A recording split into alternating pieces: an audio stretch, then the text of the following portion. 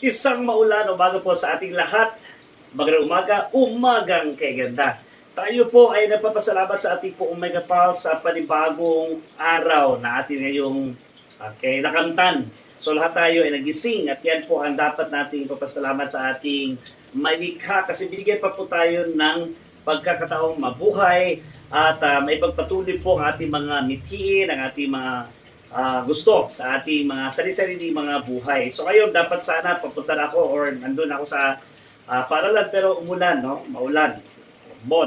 Ngayon ay andito ngayon na stranded. So dalawang bagay o dalawang pong ideya na aking maisip kapag meron pong ulan. Unang-una ito po ay comfort at pangalawa ito naman ay discomfort. Comfort kasi pag umulan, lalong lumalamig ang kapaligiran.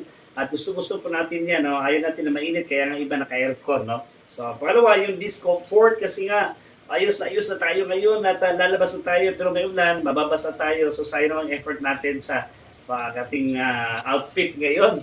At saka hindi tayo, malilate tayo. Yun po dalawang mga bagay. Pero, aliman sa mga puntong ito ay ang ulan na nagdudulot po sa atin ng kalibanagan na ang buhay ay hindi palagi talagang straight, no? Hindi talaga siya palaging natatawag natin na maayos.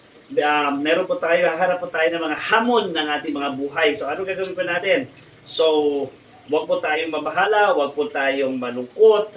Kapag hindi po natin yung nakukuha, yung mga ini-expect natin sa ating buhay, no? Palagi tayong nadadasal, gusto natin ganyan, gusto natin ganito.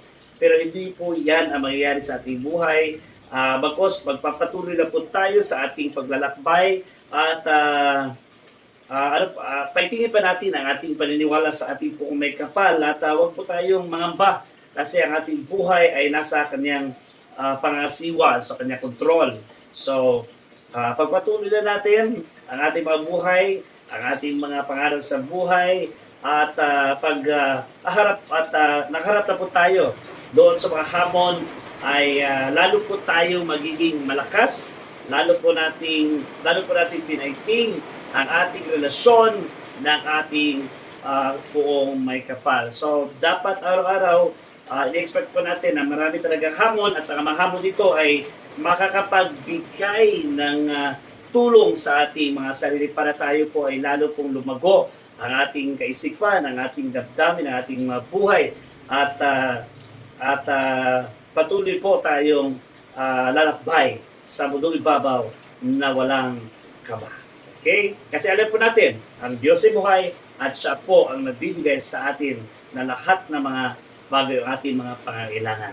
Magandang umaga po sa ating lahat.